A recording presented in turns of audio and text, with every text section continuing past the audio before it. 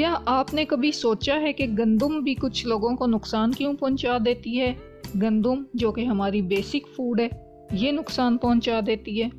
اور اگر آپ گندم، جو یا دیگر گلوٹین والے کھانے کھاتے ہیں تو آپ کے جسم پر کیا اثرات ہو سکتے ہیں؟ آپ جو کچھ کھاتے ہیں وہ سب آپ کی صحت کے لیے فائدہ مند نہیں ہوتا۔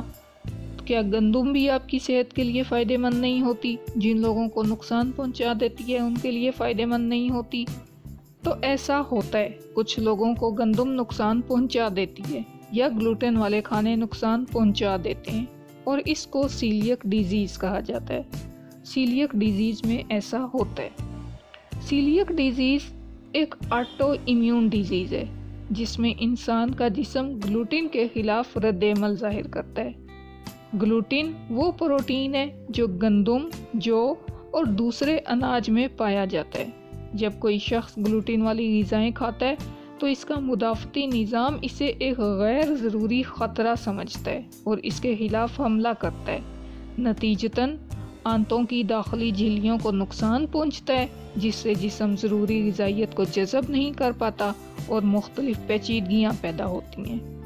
سیلیک ڈیزیز کی علامات مختلف لوگوں میں مختلف ہو سکتی ہیں اور یہ ہر فرد میں مختلف طریقوں سے ظاہر ہو سکتی ہیں۔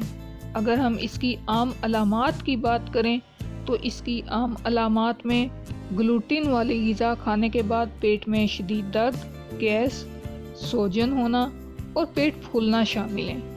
آنتوں کی نقصان دہ حالت کی وجہ سے جسم غذائیت جذب نہیں کر پاتا، جس سے وزن میں کمی آتی ہے۔ جسم کی کمزوری اور ضروری وائٹامنز کی، ضروری منرلز کی کمی کی وجہ سے تھکاوٹ اور چکر آنا شروع ہو جاتے ہیں۔ کمزوری محسوس ہونا شروع ہو جاتی ہے، لیتھارجی آتی ہے۔ بعض افراد میں دل کی دھڑکن تیز ہو سکتی ہے۔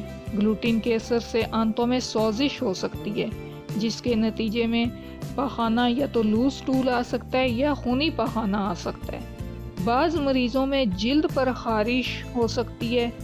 تو یہ ساری گلوٹین سے الرجی کی علامات ہو سکتی ہیں۔ یہ ڈائجسٹو سسٹم کو بھی متاثر کرتی ہے اور یہ الرجی سکن پر خارش کی شکل میں بھی ظاہر ہو سکتی ہے۔ اگر اس بیماری کا بروقت علاج نہ کیا جائے تو نہ صرف یہ آنتوں کو نقصان پہنچاتی ہے بلکہ جسم کے دوسرے حصوں پر بھی اثر انداز ہو سکتی ہے، کیونکہ آنتیں جب صحیح کام نہیں کریں گی تو منرل ڈیفیشنسیز ہوں گی، ڈیفرنٹ طرح کی ڈیفیشنسیز، وائٹامنس کی ڈیفیشنسیز، کھانا صحیح ہضم نہیں ہو پا رہا تو ان ڈیفیشنسیز کی وجہ سے کمپلیکیشنز میں اضافہ ہو سکتا ہے۔ ڈیفرنٹ طرح کی علامات سامنے آ سکتی ہیں، ڈیفرنٹ طرح کی بیماریاں سامنے آ سکتی ہیں۔ اس بیماری کا علاج نہ کرانے کی صورت میں ہم اگر بات کریں کہ کون سی پیچیدگیاں ہو سکتی ہیں، کون سی کمپلیکیشنز ہو سکتی ہیں، تو معدے کا السر ہو سکتا ہے۔ آنتوں کی جھلی کے خراب ہونے کی وجہ سے معدے میں زخم پیدا ہو سکتے ہیں جنہیں السر کہا جاتا ہے۔ جسم غذائی اجزاء کو صحیح طریقے سے جذب نہیں کر پاتا تو اس سے ہڈیوں کی کمزوری ہو سکتی ہے، آسٹیوپروسس ہو سکتا ہے، کیلشیم ڈیفیشنسی ہو سکتی ہے، وائٹامن ڈی ڈیفیشنسی ہو سکتی ہے۔ جسم کا مدافعتی نظام کمزور ہو جاتا ہے جس سے دوسرے انفیکشنز کا خطرہ بڑھ جاتا ہے۔ بار بار ریسپیریٹری ٹریک انفیکشنز ہو سکتے ہیں، نزلہ، فلو، بخار وغیرہ۔ جوڑوں میں درد اور سوزش ہو سکتی ہے۔ جسمانی علامات کے علاوہ دماغی صحت کے مسائل بھی ہو سکتے ہیں۔ ذہنی دباؤ اور ڈپریشن کی علامات بھی سامنے آ سکتی ہیں، کیونکہ گلوٹین کی وجہ سے جسم کی توانائی اور غذائی اجزاء کی کمی ہوتی ہے۔ تو اگر زنک کی کمی ہو رہی ہے تو پھر دماغی مسائل بھی سامنے آ سکتے ہیں۔ سیلیک ڈیزیز کی تشخیص، جو اس کی ڈائگنوسس ہے، وہ خون کے ٹیسٹ اور آنتوں کے بائیوپسی ٹیسٹ کے ذریعے کی جاتی ہے۔ خون کے ٹیسٹ سے گلوٹین کے خلاف مخصوص اینٹی باڈیز کا پتہ چلایا جاتا ہے۔ بائیوپسی کے ذریعے آنتوں کی جھلی کی حالت کو چیک کیا جاتا ہے تاکہ یہ تصدیق ہو سکے کہ آیا سوزش ہے یا نہیں۔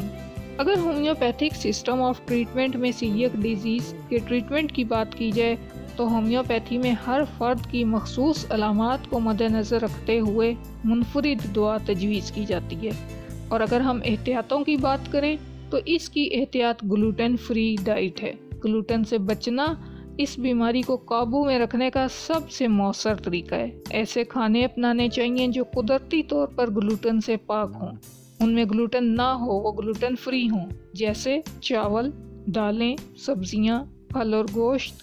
گلوٹن فری آٹے مارکیٹ میں اویلیبل ہوتے ہیں، ان سے بنی ہوئی چپاتی اور ان سے بنے ہوئے کھانے۔ سیلیاک ڈیزیز کے ساتھ زندگی گزارنا چیلنجز سے بھرا ہوا ہے، مگر صحیح غذا اور احتیاط کے ساتھ یہ مکمل طور پر قابو میں رہ سکتی ہے۔ سیلیاک ڈیزیز کا سب سے بڑا چیلنج یہ ہے کہ آپ کو ہمیشہ اپنے کھانے کی تیاری اور انتخاب میں احتیاط کرنی پڑتی ہے، کیونکہ گلوٹن کا چھوٹا سا حصہ بھی، اگر آپ تھوڑی سی مقدار میں بھی گلوٹن لے لیتے ہیں تو یہ نقصان دہ ہو سکتا ہے۔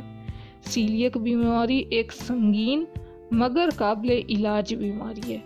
اگر آپ یا آپ کے کسی جاننے والے کو گلوٹن سینسیٹیوٹی ہے، سیلیاک ڈیزیز ہے، اس سے حساسیت ہے، اس سے الرجی ہوتی ہے، تو اس بیماری کو سمجھنا اور اس کا علاج کرنا ضروری ہے۔ یہ بیماری آپ کے جسم کے اندر چھپی ہوئی تباہی کی طرح ہے، لیکن مناسب غذا، علاج اور احتیاط سے اس کا مقابلہ کیا جا سکتا ہے۔ اپنے جسم کی سنیں، اپنی صحت کو بہتر بنائیں اور صحت مند زندگی گزاریں۔